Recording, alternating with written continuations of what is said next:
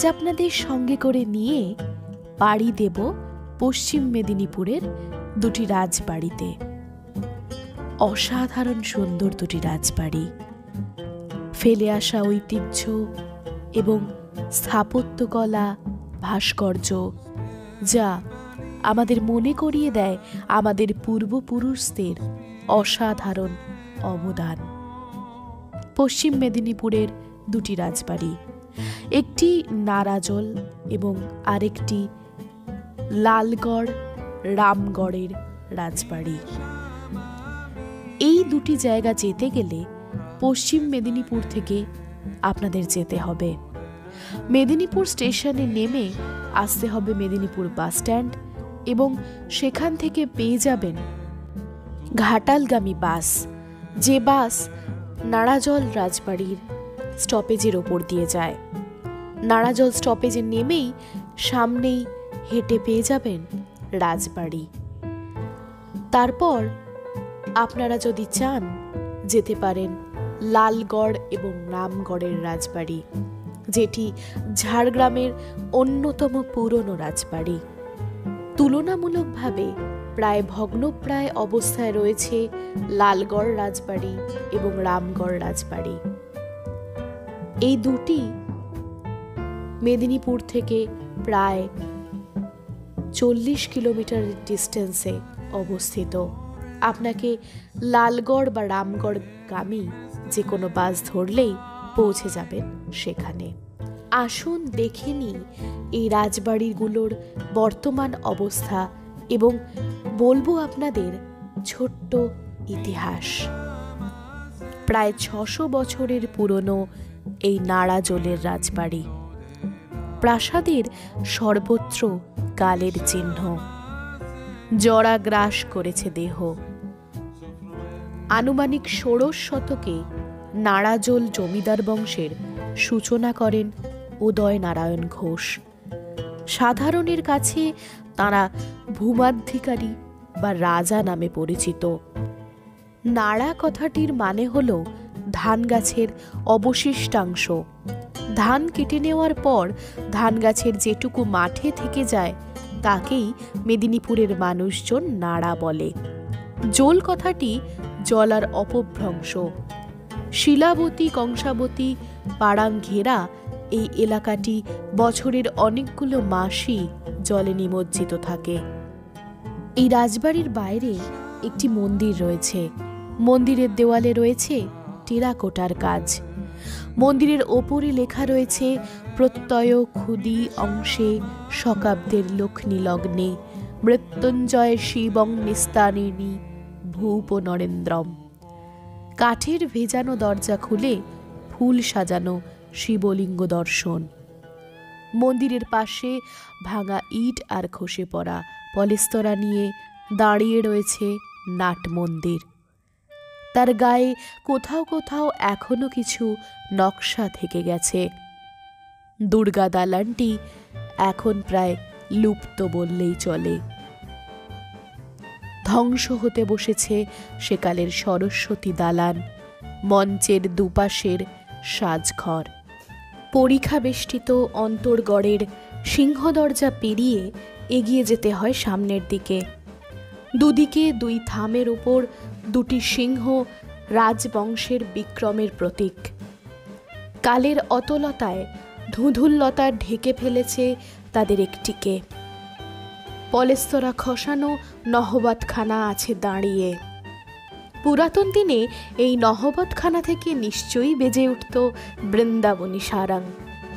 রাজপরিবার ললিত কলার পৃষ্ঠপোষক ছিলেন।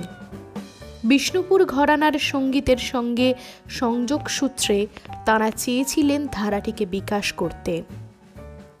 অষ্টাদশ ঊনবিংশ শতকে নারাজলের রাজপরিবার শিক্ষা, সংস্কৃতি, শিক্ষার চেতনায় যথার্থ অর্থেই সমৃদ্ধ হয়ে উঠেছিল। দেশের স্বাধীনতা আন্দোলন এবং স্বাধীনোত্তর দেশের রাজনীতিতে এই রাজপরিবারের প্রত্যক্ষ ভূমিকা উল্লেখযোগ্য। দেশের স্বাধীনতার পরে রানী অঞ্জলি খান বিধায়ক ছিলেন। কাছারি মাঠ পেরিয়ে রাজবাড়িতে প্রবেশপথের ঠিক বাম দিকে ঠাকুর বাড়ির অবস্থান। নাট মন্দির পেরিয়ে নতুন মন্দিরটিতে দেবী জয় দুর্গার অধিষ্ঠান হয়েছে। মন্দিরে পুরোহিতের মন্ত্রোচ্চারণের আর ঢাকের শব্দে চত্বরটি অন্যরকম আবহাওয়া তৈরি হয় প্রতিটি সকালবেলায়। দুর্গাপুজোর সময় ঠিক 15 দিন আগে থেকেই প্রাচীন রীতি মেনে দুর্গাপুজোর কল্পারম্ভ। প্রস্তুতি চলে পারিবারিক দুর্গাপুজোর। এখানে দেবী পূজিত হন একাই। দেবীর সঙ্গে লক্ষ্মী, সরস্বতী, গণেশ, কার্তিক কেউই থাকে না। পুজোর সময় পুরাতন কাঁসার থালায় দেবীকে প্রায় 25 কেজি চালের নৈবেদ্য অর্পণ করা হয়। দেবী জয় দুর্গা এখন অধিষ্ঠান করেন নবরত্ন গোবিন্দজি মন্দিরে। মনে করা হয় সভারাম খানের পুত্র সীতারাম খান এই মন্দিরটি প্রতিষ্ঠিত করেছিলেন। তার কার্যকাল ছিল 1752 থেকে 1748। এখনো অবধি সুন্দর টেরাকোটার কাজ বেশ ভালোভাবে বর্তমান। আমরা প্রায় পৌঁছেছিলাম বিকেলের দিকে, তাই দরজা ছিল বন্ধ। বাইরে থেকে টেরাকোটার কাজ উপলব্ধি করে আমরা সত্যি অবাক হয়েছিলাম। বহির্গড়ে রাজবাড়ির ফটক থেকে খানিকটা দূরে ছাউনির নিচে নাড়াজলের সুউচ্চ রথটি রাখা হয়েছে। এর কাছেই রয়েছে ষষ্ঠ শিবালয়। আটচালা রীতিতে গড়া শিব মন্দিরগুলি রাজা মোহনলালের পঞ্চম পুত্র ব্রজকিশোর খান প্রতিষ্ঠা করেন। ষষ্ঠ শিবালয়ের ঠিক বিপরীতে রাস্তার ওপারে দাঁড়িয়ে রয়েছে ইটের তৈরি 25 চূড়ার রাসমঞ্চ। রাজবাড়ি থেকে 2 কিলোমিটার দূরে অবস্থিত লঙ্কাগড়, সেটি 60.5 বিঘা জমিতে পুকুর খুঁড়ে 1818 সালে জলহরি নির্মাণ রাজা মোহনলাল খানের আরেকটি কাজ। পশ্চিমবঙ্গ রাজ্য হেরিটেজ কমিশন 2008 সালে এই নাড়াজল রাজবাড়িকে হেরিটেজ তালিকাভুক্ত করে। এর পরের গন্তব্য জঙ্গলমহলের লালগড় এবং রামগড়ের রাজবাড়ি।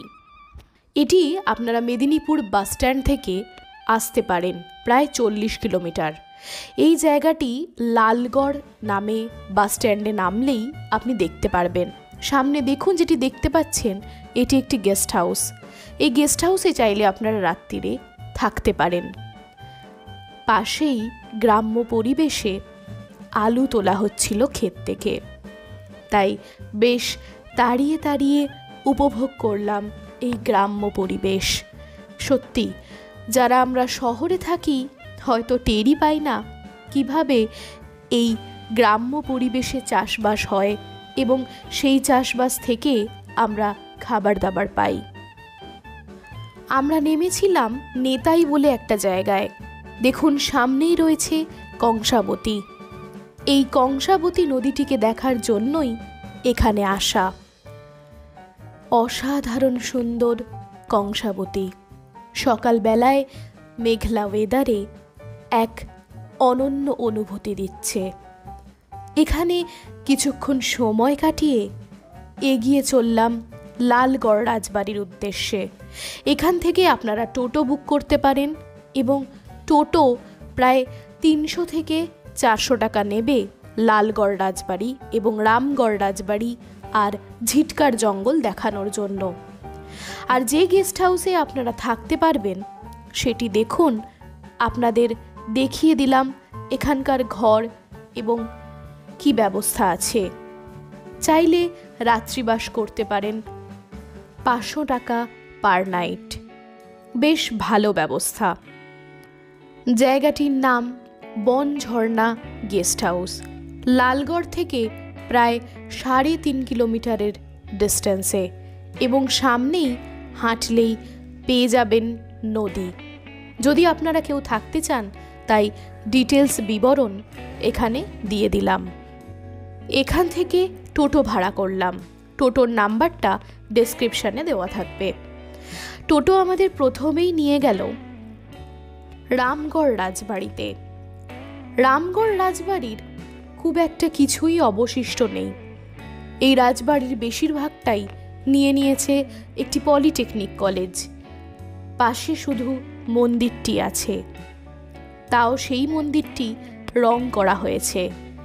তা না হলে টেরাকোটার কাজ অসাধারণ সুন্দরভাবে বিদ্যমান। রামগড় ও লালগড় রাজবংশের প্রতিষ্ঠাতা ছিলেন গুণচন্দ্র এবং উদয়চন্দ্র। এরা জাতিতে ব্রহ্মভট্ট। মধ্যপ্রদেশের এটোয়া জেলায় এদের পূর্বপুরুষদের আদি বাস ছিল। এখন রামগড়ের রাজবাড়ি প্রায় ধ্বংসপ্রায়, আর পাশেই রয়েছে পলিটেকনিক কলেজ, তাই চাইলেও আপনারা ঢুকতে পারবেন না। তবে লোকমুখে কথিত যে এই মন্দিরটিতে এখনও পুজো হয়। আমরা যখন গিয়েছিলাম, যেহেতু তখন বেশ একটু বেলা হয়ে গেছে, তাই সেই সময় মন্দির বন্ধ হয়ে গেছে। দেখুন, টেরাকোটার কাজগুলো বেশ সুন্দরভাবেই বিদ্যমান, কিন্তু যেহেতু এটি প্রায় ধ্বংসপ্রায়, সেই কারণে এখানে রং করে এটাকে সেভ করার চেষ্টা করা হয়েছে। দেখুন, এটি হচ্ছে রামগড়ের সিংহদুয়ার, প্রায় ভগ্নপ্রায়। সামনে দিয়ে ঢুকলে আপনারা এই রকম ধরনের দৃশ্য দেখতে পাবেন। কত না ইতিহাস জড়িয়ে আছে এই ভগ্নপ্রায় সমস্ত স্থাপত্য কার্যের মধ্যে। এরপর গেলাম লালগড় রাজবাড়ির উদ্দেশ্যে। লালগড় বাসস্ট্যান্ড থেকে নেমেই আপনারা দেখতে পাবেন এই লালগড় রাজবাড়ি। খুব বেশি দূরে যাওয়ার প্রয়োজন নেই। তবে লালগড় রাজবাড়িতে মানুষের বাসস্থান, তাই প্রাইভেট প্রপার্টি হয়ে যাওয়ার কারণে আপনারা কিন্তু ভেতরে ঢুকে দেখতে পারবেন না। বাইরে থেকেই দেখতে হবে এই লালগড়ের রাজবাড়ি। লালগড়ের রাজা উদয়চন্দ্রের পুত্র সন্তান ছিল না, সেজন্য গুণচন্দ্রের জ্যেষ্ঠ পুত্র রামচন্দ্র পিতৃরাজ্যে এবং কনিষ্ঠ পুত্র লক্ষণচন্দ্র পিতৃব্য উদয়চন্দ্রের লালগড় রাজ্যে প্রতিষ্ঠিত হন। দেখুন, পাশেই ছিল একটি মন্দির, যে মন্দিরটি প্রায় ধ্বংসপ্রাপ্ত। কিছু টেরাকোটার কাজ এখনো পর্যন্ত বিদ্যমান, তবে মন্দিরের উপরের অংশ একেবারেই নেই, তাই কিছুটাই দেখতে পাবেন মন্দিরকে। সামনেই ছিল লালগড়ের ব্রিজ। বেশ কিছুক্ষণ এখানে দাঁড়িয়ে থেকে সত্যি উপভোগ করতে হয় কংসাবতী নদীকে। অসাধারণ বালুকা রাশি এবং জলে রৌদ্রের চাকচিক্য অসাধারণ লাগছিল। এরপর এগিয়ে চললাম সামনেই থাকা ঝিটকার জঙ্গলের উদ্দেশ্যে। এই জঙ্গলটি বেশ অনেকটাই বিস্তৃত।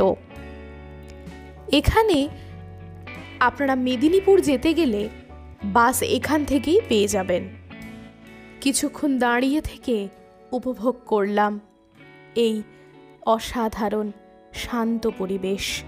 মাঝে মধ্যে কয়েকটি বাস এবং যানবাহন এখান থেকে পার হচ্ছে, কিন্তু এতটাই শান্ত পরিবেশ আপনারা সত্যিই উপভোগ করবেন এই ঝিটকার জঙ্গল।